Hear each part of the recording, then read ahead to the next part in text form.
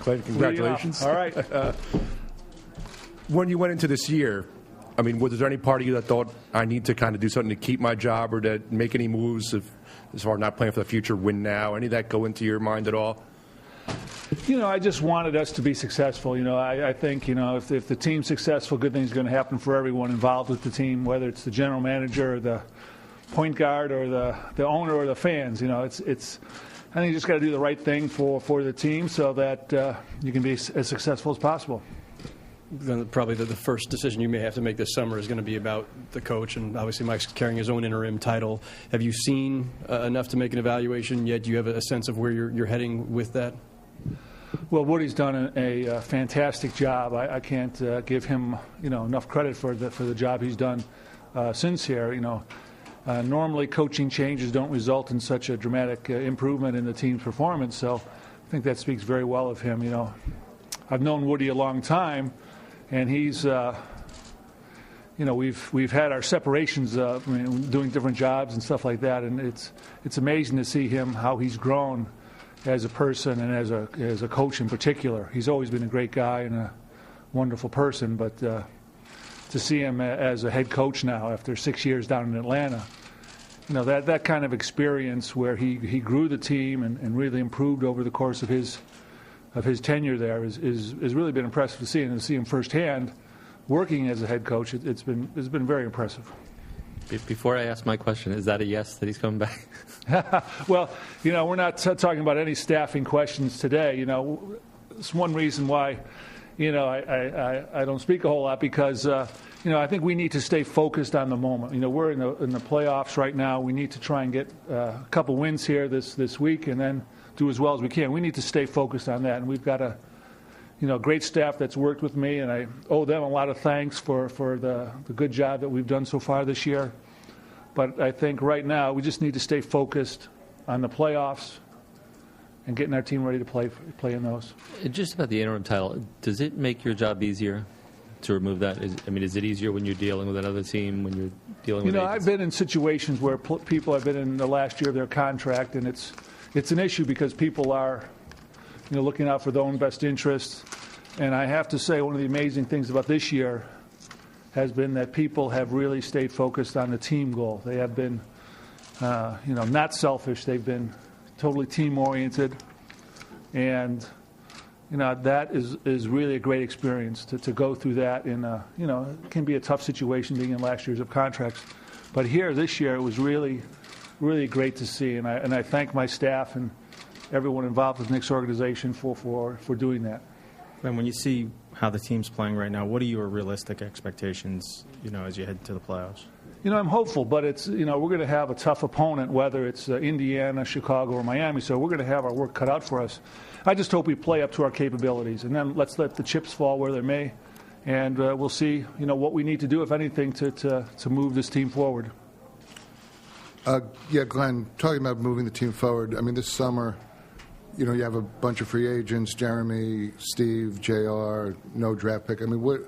What's your focus on with the summer and how this team moves ahead? And I'm not focused on the summer right now. Certainly I've thought about it, but I think we need to stay focused on the moment. The playoffs are on us. We have an opportunity as a team. Who knows when our next opportunity is going to be to do something good. So let's stay focused on the playoffs right now. Let's do as well as we can, and then let's evaluate after it's all done. Glenn, you've been in the league for a long time. How important is both the perception of stability from the outside looking in and also from within the organization for a team? Well, I think it's very important. As long as things are going well, you don't want a stable disaster. You want to have a stable situation that's going well, and I feel like it's going well right now. I think our players are doing all they can. I'm very happy for them and how well they performed. And I think if you find a formula that works, you don't want to change it. You want to tweak it. You want to try and improve it. And hopefully we've maybe found that formula. And let's see how we do in the playoffs. And then let's take it from there. Glenn, will you have the final say on hiring a coach, or is that something where other people in the organization are involved, or is it ultimately it comes down to your call? Well, I think it'll be an organizational decision, which it has been in every team I've been with, that a decision like hiring the coach is a very important decision. And I would think it would be an organizational decision. I'll make my recommendations, and I'm sure, we'll work together to come to the right decision for the team. You're talking about Mike Woodson before. Just since March 14th, I mean, it's the last time you were here in this room. What has he done that Mike D'Antoni couldn't do? I mean, how did he turn it all around like that? It's a good question, Mark, and I wish I could give you a great answer. Sometimes it's just a matter of change being a catalyst for, waking people up and seeing how serious a situation can be. And I think, Mike stepping down, I think he saw it as that he couldn't do any more with this team, and his frustration and feelings about that was, maybe was translating to the team. I'm not really sure, but Woody came in, he's got a great approach. He was very positive, and he's a likable guy. Yet at the same time, he will do what he thinks is necessary to get guys to play right. So. It's two different kind of guys, and Woody seemed to be working right now. So, Glenn, your signature personnel move for your first year was the decision to bring in Chandler, and that came together, I imagine, pretty quickly. Can you tell the story a little bit about how that came together when the lockout ended, and just how the idea came to, let's say, amnesty Chauncey, let's use our cap room this way. Rather than hang on to it, because it was a big change.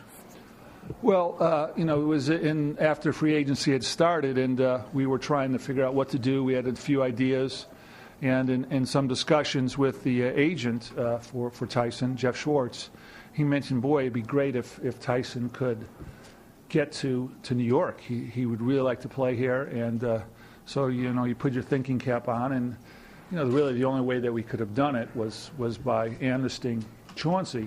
And so that was a big decision to make right there. And, it just came together. We had to find another team to take Roney, and that came together. So it was just, How long did it take for the whole It was probably about a week, 5 days to a week, I think. I don't really recall exactly, but something like that. And, it was a high-stress situation because, we were very excited to get him, but there was, a lot of pieces to put into place to make that happen. And but it's been, worked out good so far, so keep our fingers crossed. Glenn, with the promotion, can we assume you signed a new contract, and if so, how long is that running for? Well, I'm not going to talk about contracts or things like that. Any discussions with Mr. Dolan and myself are pretty private, and I'd like to keep them that way if that's okay. Can I ask you about one more personnel move? Yeah.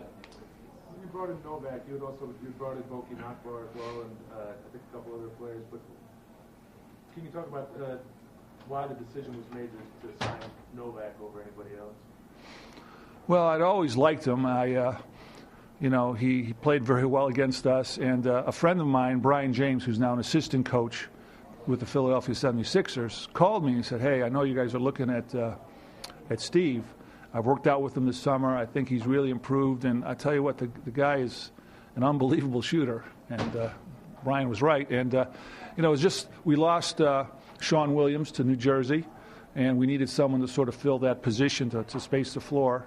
And I thought he was the best alternative.